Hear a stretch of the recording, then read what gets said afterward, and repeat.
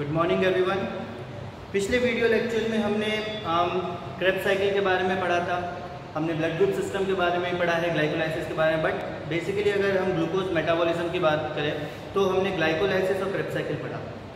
अब oxidative phosphorylation पढ़ने से पहले या इलेक्ट्रॉन ट्रांसपोर्ट चेन पढ़ने से पहले हम एक बार आज के वीडियो में देखेंगे जो एनर्जेटिक्स होती है। एनर्जेटिक्स बोलने का मतलब कि ग्लाइकोलाइसिस और क्रेब्स साइकिल और इन दोनों के बीच में लिंक रिएक्शन, ये तीन प्रोसेस हुए और इन तीन प्रोसेस के बाद हमें कितनी एनर्जी मिल चुकी है, क्योंकि अब हमें कोई नई एनर्जी नहीं मिलने वाली। जितना हमें चीज़ कंज्यूम करना था हमने कर लिया, जो भी चीज़ हमें प्राप्त होनी थी हो गई। अब उसको यूटिलाइज करके एनर्जी जनरेट करना है हमें, वो हम नेक्स्ट प्रोसेस में इलेक्ट्रॉन ट्रांसपोर्ट चेन में कर लेंगे। बट अभी तक हमें क्या क्या प्राप्त हुआ और इससे हमें कितनी एनर्जी मिलेगी। हाँ, energy in the form of ATP तो हमें बहुत कम ही मिली है, एटीपी के फॉर्म में एनर्जी नहीं मिली, पर हमें रिड्यूस्ड कोएंजाइम्स के फॉर्म में एनर्जी मिल रखी है। तो रिड्यूस्ड कोएंजाइम के फॉर्म में हमें कितनी एनर्जी मिली है, उसको हम कैसे हार्वेस्ट करेंगे और कौन से मॉलिक्यूल में, कौन से कंपाउंड में कितनी एनर्जी है, ये हम देखेंगे। कई बार क्वेश्चंस आ जाते हैं कि कितनी अमाउंट ऑफ एनर्जी आप जनरेट कर सकते हैं एक लिंक रिएक्शन से, कितनी अमाउंट ऑफ एनर्जी जनरेट कर सकते हैं एक ग्लूकोज मॉलिक्यूल से। तो इस तरह से थोड़े ट्रिकी क्वेश्चन आ जाते हैं जिसमें आप कंफ्यूज हो सकते हो, तो उन सबको भी हम आज डिस्कस करेंगे। तो आज का जो अपना टॉपिक है वो है आपका एनर्जेटिक्स, और एनर्जेटिक्स में भी बेसिक हम पढ़ेंगे glycolysis and Krebs cycle. Glycolysis और क्रेब्स साइकिल में जो एनर्जेटिक्स है उसके बारे में हमें यहाँ पे डिस्कस करना है कि किस तरह से इनकी एनर्जेटिक्स काम करती है और किस तरह से जो एनर्जी की सिंथेसिस है या फॉर्मेशन या जनरेशन है वो किस तरह से होता है। ठीक है, ग्लाइकोलाइसिस आप सबको याद होगा, हमने पढ़ा। ग्लाइकोलाइसिस में हमें क्या क्या मिला, एक चीज़ तो सबसे पहले याद रखो कि यहाँ पे ग्लाइकोलाइसिस में हमें लॉस बोल लो या इन्वेस्टमेंट बोल लो, पर 2 एटीपी खर्च किए थे हमने। ठीक है, तो लॉस ऑफ 2 एटीपी यहाँ पे ग्लाइकोलाइसिस में हुआ था। अब ये सारी चीज़ें हो क्यों रही है, क्योंकि हमारे पास ये जो ग्लाइकोलाइसिस हो रहा है किसका हो रहा है, एक मॉलिक्यूल ऑफ ग्लूकोज। ये पूरा प्रोसेस ग्लूकोज के एक मॉलिक्यूल को फुल्ली ऑक्सीडाइज करने के लिए हो रहा है। ठीक है, ग्लूकोज के एक मॉलिक्यूल को फुल्ली ऑक्सीडाइज करने के लिए सारा का सारा प्रोसेस किया जाता है। अब ग्लाइकोलाइसिस एंड क्रेब्स साइकिल, इसकी अगर हम बात करें तो ग्लाइकोलाइसिस में एक मॉलिक्यूल ग्लूकोज का अगर हम यहाँ पे ऑक्सीडेशन कर रहे हैं, तोड़ रहे हैं, ब्रेक डाउन कर रहे हैं, उससे एनर्जी निकाल रहे हैं, सबसे पहले हमने 2 एटीपी खर्च किए थे। ठीक है, 2 एटीपी खर्च किए थे और हमें गेन कितना एटीपी हुआ था, 4 एटीपी। ग्लाइकोलाइसिस में 4 एटीपी गेन हुए थे। तो हम यहाँ पर देखते हैं गेन ऑफ 4 एटीपी। तो हमने 2 एटीपी खर्च किए, 4 एटीपी मिले, तो हमारा नेट गेन क्या है एटीपी का, जो हमारा नेट गेन है वो क्या है, 2 एटीपी। प्रॉफिट तो 2 एटीपी का हुआ ना। अगर तुम्हारे पास कोई चीज़ तुमने 2 रुपये में खरीदी और 4 रुपये में बेची तो तुम्हारा प्रॉफिट 4 रुपये का थोड़े होगा, तुम्हारा प्रॉफिट तो 2 रुपये का होगा। तो जो प्रॉफिट है, जो नेट गेन है, वो हमारे 2 एटीपी। ठीक है, तो 2 एटीपी हमारे पास है ग्लाइकोलाइसिस में। उसके अलावा ग्लाइकोलाइसिस में क्या था, इसके अलावा ग्लाइकोलाइसिस में हमारे पास NADH+H+ था। तो ये रिड्यूस्ड कोएंजाइम्स जो है ये भी मौजूद हैं। They are reduced coenzymes. इन रिड्यूस्ड कोएंजाइम्स के पास पोटेंशियल होता है, इन रिड्यूस्ड कोएंजाइम्स के पास क्षमता होती है, इन रिड्यूस्ड कोएंजाइम्स के पास एनर्जी जनरेट करने की क्षमता होती है, इनसे एनर्जी हमें निकालनी पड़ती है। ठीक है, तो इसके पास भी क्षमता है। कितनी क्षमता है, एक NADH+H+ के पास 3 एटीपी एनर्जी सिंथेसाइज करने की क्षमता होती है। और हमें ग्लाइकोलाइसिस में कितने मिले थे, 2 NADH+H+ मिले थे। तो हमारे पास टोटल 6 एटीपी जो है वो यहाँ से मिल सकता है आगे चल के। तो हमारे पास कुल एटीपी एक ग्लाइकोलाइसिस से कितना मिल सकता है 8। 8 ATP एनर्जी जो है हमें ग्लाइकोलाइसिस से मिल सकती है after the oxidation of these reduced coenzymes. Okay, so यहाँ पे इतनी चीज़ें हमें पता चल गई। अब उसके बाद हम NADH+H+ को इलेक्ट्रॉन ट्रांसपोर्ट चेन में डालेंगे, तब ATP सिंथेस एंजाइम एक्ट करेगा, F0 F1 पार्टिकल के थ्रू ये जाएगा, तो यहाँ पे जो हाइड्रोजन है उससे एनर्जी निकलेगी।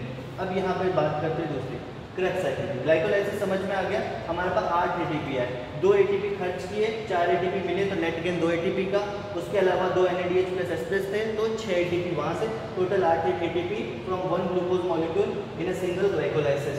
ग्लाइकोलाइसिस एक ही बार होगा क्योंकि एक मॉलिक्यूल था ग्लूकोज का, पर अब से याद रखना जो क्रेब्स साइकिल होता है वो 2 बार होता है। क्यों? क्योंकि ग्लाइकोलाइसिस से 2 पायरुविक एसिड बनता है। अच्छा, क्रेब्स साइकिल से पहले बीच में लिंक रिएक्शन, बीच में है लिंक रिएक्शन। ग्लाइकोलाइसिस होता है साइटोसोल में, लिंक रिएक्शन कहाँ पे हो रहा है? ग्लाइकोलाइसिस हो रहा है साइटोसोल में, लिंक रिएक्शन हो रहा है मैट्रिक्स ऑफ माइटोकॉन्ड्रिया।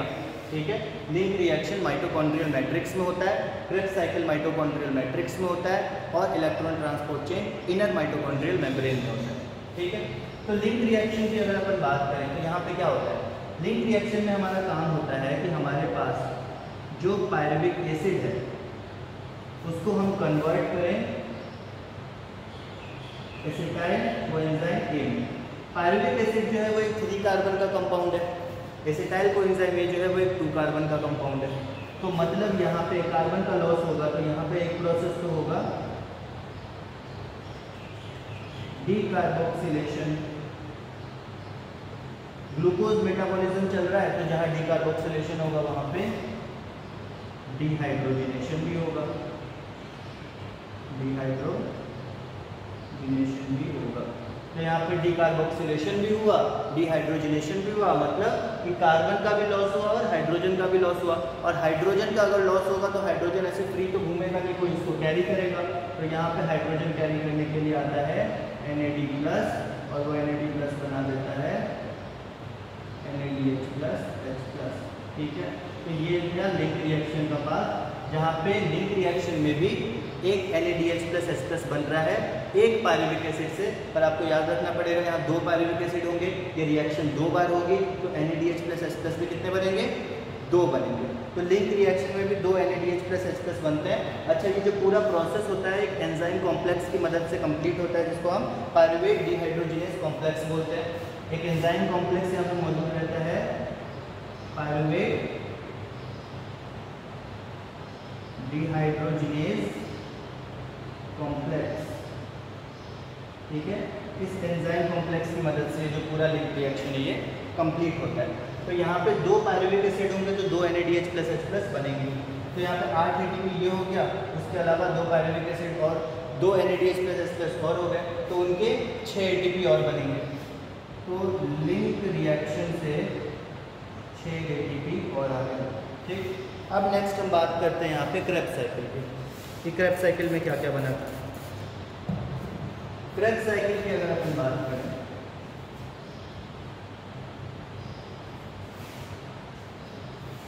कोई भी चीज़ अगर छूट रही हो तो आप पॉज करके देख लेना उसको दोबारा। क्रेब्स साइकिल की अगर अपन बात करें तो यहाँ पे क्या क्या क्रेब्स साइकिल में याद करो हमें क्या मिला। सबसे पहले तो एक ATP मिला था जब हमने सबस्ट्रेट लेवल फॉस्फोराइलेशन किया था, सक्सिनल कोएंजाइम से सक्सिनिक एसिड बनाया था, तो उस समय phosphate level substrate level phosphorylation हुआ था, जहाँ पे हमें एक ATP एक डायरेक्ट ATP मिला था। ठीक, उसके बाद हमें क्या मिला? उसके बाद हमें मिला 3 NADH+H+। 3 NADH+H+ मिला। पहला कहाँ मिला?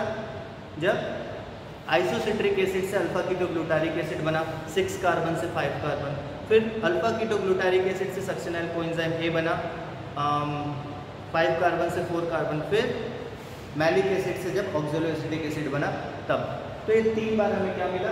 NADH+H+ मिला, और एक बार हमें मिला FADH2। ठीक है, एक बार हमें मिला FADH2। तो ये सारी चीज़ें, एक ATP की वैल्यू कितनी है? 1 ही है। 3 NADH+H+ कितने ATP देंगे? 9 देंगे। या 1 ATP या 9 ATP, और एक FADH2 कितनी ATP देगा? 2 ATP। तो total number of ATP is 12। तो एक क्रेब्स साइकिल कंप्लीट होने पे 12 ATP मिलती है। पर क्रेब्स साइकिल भी 2 होंगे। क्यों 2 होंगे? क्योंकि हमारे पास 2 एसिटाइल कोएंजाइम एक के कंपाउंड है। तो जब 2 एसिटाइल कोएंजाइम है तो 2 बार प्रोसेस होगा। तो टोटल हमारे पास नेटवर्किंग कितना हो जाएगा? 24 ATP। तो अब हमारे पास क्या क्या है? क्रेब्स साइकिल से हमें मिल रही है 24 ATP। लिंक रिएक्शन से हमें क्या क्या मिला? 6 ATP। और ग्लाइकोलाइसिस से हमें कितना मिला? 8 ATP। ठीक है, तो total number of ATP is 38। तो ये थी एनर्जेटिक्स आपकी ग्लाइकोलाइसिस और क्रेब्स साइकिल की, जहाँ पे हमें ये चीज़ दिख रही है कि 38 ATP एनर्जी जो है वो हमें मिल रही है एक ग्लूकोज मॉलिक्यूल से। कई जगह आपको मिल जाएगा, एग्जाम्स में भी शायद मिल जाए, अगर 38 आए तो 38, और कई जगह आपको देखने को मिल जाएगा कि जो ATP है वो 36 लिख रखा है। 36 जब लिखा जाता है उसका एक मतलब होता है, वो क्या होता है? ये 3 चीज़ आपको याद रखनी है। पहली चीज़ कि ग्लाइकोलाइसिस जो है वो साइटोसोल में होता है, लिंक रिएक्शन जो है वो माइटोकॉन्ड्रिया के मैट्रिक्स में होता है, क्रेब्स साइकिल जो है वो माइटोकॉन्ड्रिया के मैट्रिक्स में होता है, और जो इलेक्ट्रॉन ट्रांसपोर्ट चेन है वो माइटोकॉन्ड्रिया के इनर माइटोकॉन्ड्रियल मेम्ब्रेन में होता है। साइटोसोल में ग्लाइकोलाइसिस हुआ, पायरुविक एसिड बना। साइटोसोल में ग्लाइकोलाइसिस हुआ और पायरुविक एसिड बना, और हमें लिंक रिएक्शन में जाना है जहाँ पे एसिटाइल कोएंजाइम बनेगा। तो पायरुविक एसिड को लिंक रिएक्शन में जाने के लिए माइटोकॉन्ड्रिया के अंदर जाना पड़ेगा ना, क्योंकि माइटोकॉन्ड्रियल मैट्रिक्स में होता है लिंक रिएक्शन, और ये होता है साइटोसोल में। तो साइटोसोल से लिंक रिएक्शन के लिए पायरुविक एसिड को अगर ट्रांसपोर्ट करना है तो ये जो माइटोकॉन्ड्रियल मेम्ब्रेन है इसको पार करना पड़ेगा। This mitochondrial membrane is impermeable और non permeable to pyruvic acid. Pyruvic acid ऐसे ही इसको क्रॉस नहीं कर सकता है, पायरुविक एसिड इसको क्रॉस नहीं कर सकता है। पायरुविक एसिड इसको एक्टिव ट्रांसपोर्ट के थ्रू क्रॉस कर पाएगा।